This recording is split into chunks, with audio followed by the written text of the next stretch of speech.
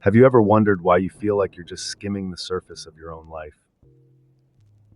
You might be financially stable, surrounded by friends, even have a solid career going. So why this gnawing dissatisfaction, this undercurrent of emptiness that taints your day to day? That's exactly where I found myself, wandering through the digital labyrinth of human self-help literature when I stumbled upon Martha Beck's The Way of Integrity. It wasn't some random clickbait that led me to it, but a deliberate search for something more. Something that spoke to the existential itch I couldn't scratch. Beck's book promised a roadmap to a kind of wholeness I'd never fully grasped, and frankly, the thought of it hooked me. But this isn't your run-of-the-mill guide to mindfulness or positive thinking. This is a deep dive into the very architecture of your soul, a trek through the dark woods of your own psyche to find out where you got lost. And trust me, it all starts with the brutal realization that you are lost. Not the kind of lost where you don't know where you are, but the kind where you don't even know who you are anymore.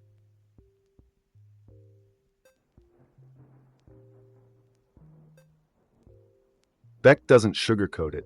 Integrity, as she defines it, isn't about being morally superior or never telling a lie. It's about being whole, from the Latin word integer, meaning untouched, unbroken. When you're in integrity, all the parts of you, your thoughts, your feelings, your actions align in one seamless entity. But what if they don't? What if, like a plane that's lost its aerodynamic integrity, you're heading for a crash, stalling mid-flight because you've been living by rules that don't resonate with your core? Beck argues that this disconnection from our true selves is the root cause of all suffering. We humans, with our obsession with societal approval and external validation, have become experts at lying to ourselves. We trade authenticity for acceptance, abandon our internal compass for the sake of fitting in, and then wonder why we wake up every day feeling like we're drowning in shallow water. It's the ultimate irony. You're out here living a life that isn't yours, and then you have the audacity to ask why you're not happy.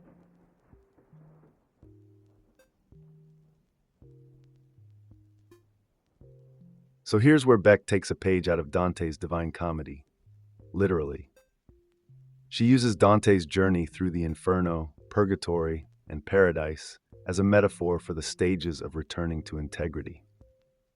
The first step, acknowledging that you're lost, smack dab in the dark wood of error. Now, you might not be chased by literal beasts, but don't think for a second that you're not fighting demons.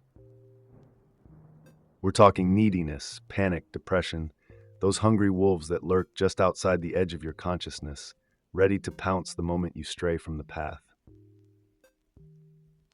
And guess what? That path isn't some external trail laid out by society or tradition. It's the one your inner teacher, your deepest self, is trying to lead you down. The problem is, most of us are too busy trying to climb Mount Delectable, the peak of superficial success that society tells you is worth the struggle, to notice when we're going in the wrong direction. We ignore the signs, the gut feelings, the sleepless nights, and keep trudging up that mountain until we're forced to acknowledge the beasts for what they are. Symptoms of being out of integrity.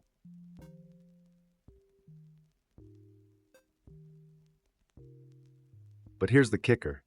Once you admit you're lost, the guide shows up. Just like Virgil appeared to Dante, your inner teacher emerges when you're ready to stop kidding yourself. This isn't some mystical woo-woo guide.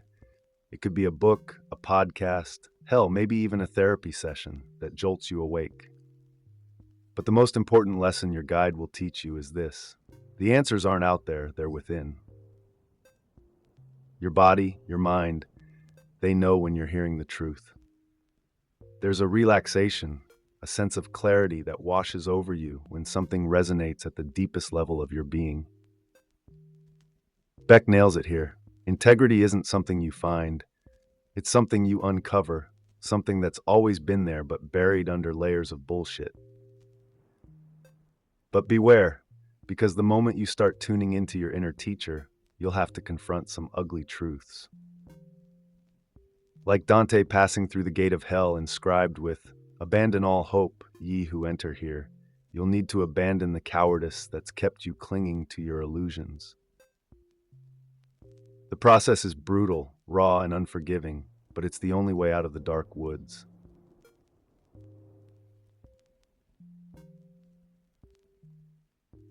As you step through that gate, welcome to your personal inferno. This isn't some fiery pit of damnation. It's a psychological landscape where the demons are your own thoughts, the tortures your own beliefs.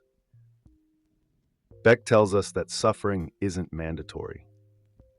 Pain? That's inevitable. Life throws curveballs, and you're going to get hurt. But suffering, the ongoing agony that festers long after the pain should have subsided, that's optional. It's the product of how you handle events, the lies you cling to, the beliefs you refuse to question. Ever forced yourself to be positive when everything inside you is screaming the opposite? That's suffering, because deep down, you know you're lying to yourself. Beck drives this home.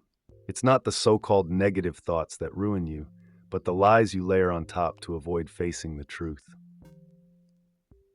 In your inferno, your task is to identify these demons, your self-sabotaging beliefs, and interrogate them. Can you absolutely know they're true? The moment you start asking that, you'll find that many of the certainties you've clung to are nothing more than sandcastles, ready to crumble under the first wave of real scrutiny. And when they do, you'll feel an uncomfortable but liberating release. This isn't just about letting go of beliefs. It's about freeing yourself from the prison of your own mind.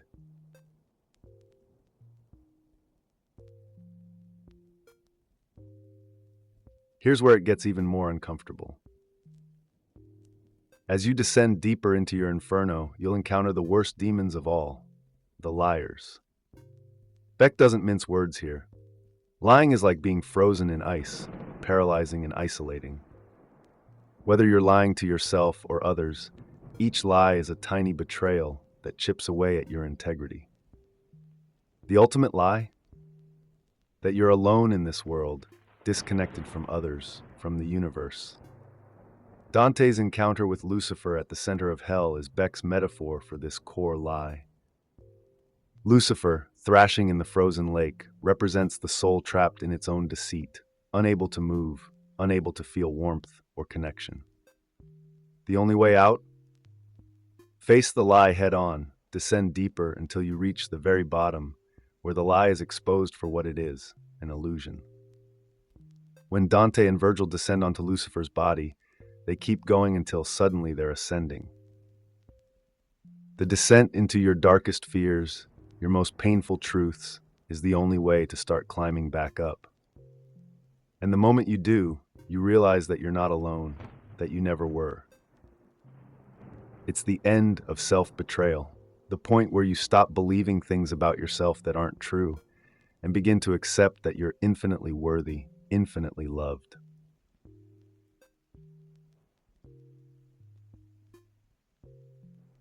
When you finally emerge from your inferno, don't think for a second that the journey is over. You've only just begun the climb up Purgatory. Dante's Purgatory is a mountain, a place of cleansing where souls purify themselves before reaching paradise. For you, Purgatory is the stage where you align your external life with your newfound inner truth. It's time to walk the walk, to take the integrity you've found and let it guide every word, every action. Beck emphasizes that this isn't just about grand gestures or massive changes. It's about the little things, the 1-degree turns that gradually shift the course of your life. It's about stopping the lies, not just the big, obvious ones, but the subtle, insidious ones that slip into everyday conversations and actions. Maybe it's as simple as refusing to laugh at a coworker's crude joke, or as monumental as leaving a toxic relationship or job. Each step you take in alignment with your integrity is a step up the mountain, a move toward a life that feels true to you.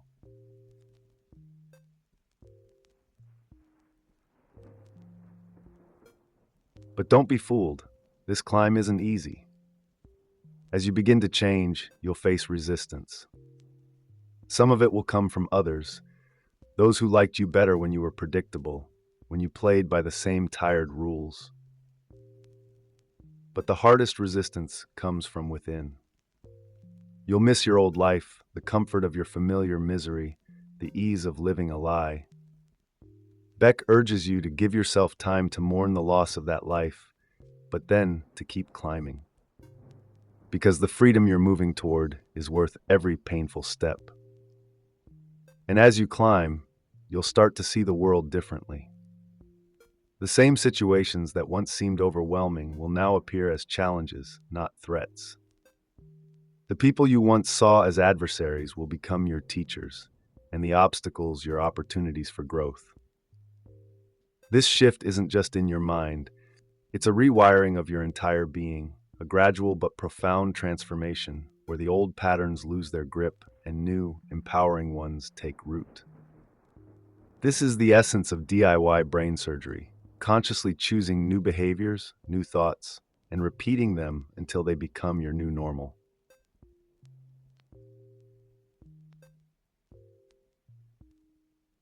And then there it is, the Garden of Eden, your personal paradise. Dante's arrival in the Garden of Eden marks the final stage of his journey, and it's where you'll find yourself as you near the pinnacle of your own integrity. Beck describes this as the moment when you stop dreaming and wake up to the reality of your life, a life that's in full alignment with your deepest truths. But this awakening isn't just about clarity. It's about reclaiming your innocence, your sense of wonder, your ability to see the world with fresh eyes. In the Garden of Eden, Dante meets Beatrice, his guide to paradise, who commands him to stop acting like one who dreams.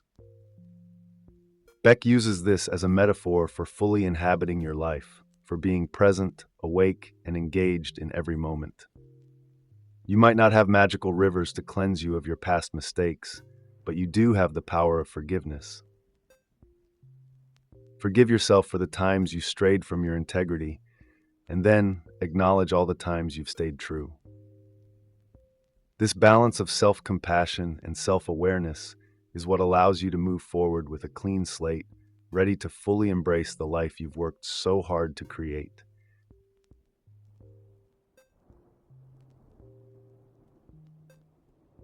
As you continue your ascent, you'll start experiencing moments of Satori, those flashes of sudden enlightenment where everything just clicks and the world seems to align in perfect harmony. Beck draws from Eastern philosophies to explain these moments, likening them to windows into the true nature of reality, where you see the interconnectedness of all things. These aren't just intellectual realizations, they're felt experiences that leave a lasting impact on how you view yourself and the world around you.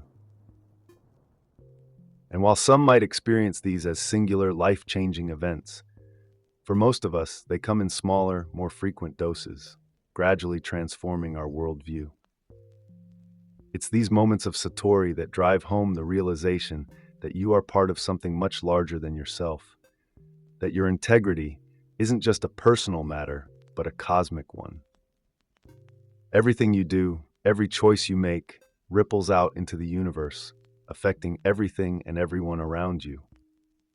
This isn't some airy-fairy notion. It's the literal truth of how energy, matter, and consciousness are interconnected. As you live more in integrity, you'll notice these ripples more and more, and you'll start to see how your actions contribute to the shape of the world.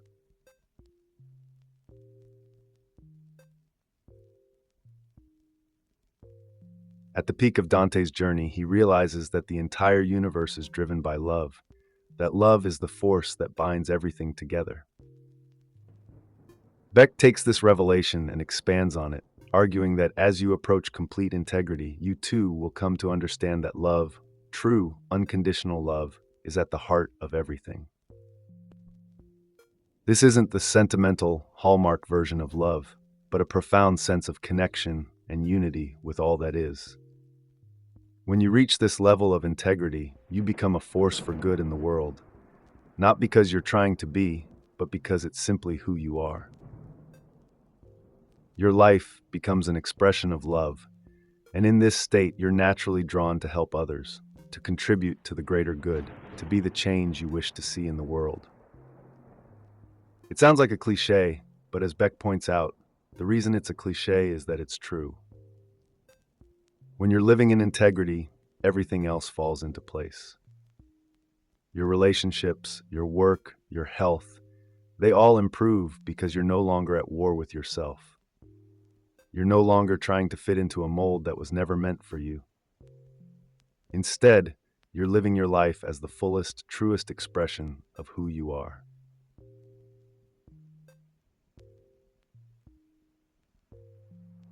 So here we are, at the end of this journey, and the question remains, are you ready to walk the way of integrity? Are you prepared to strip away the lies, face the demons, and climb the mountain to find the true, unbroken version of yourself? It's not an easy path, but as Dante and Beck both show us, it's the only path worth taking. And if you've made it this far, if you're still with me, then maybe, just maybe, you're ready to take that first step. Because in the end, integrity isn't just about finding yourself, it's about becoming yourself, the person you were always meant to be.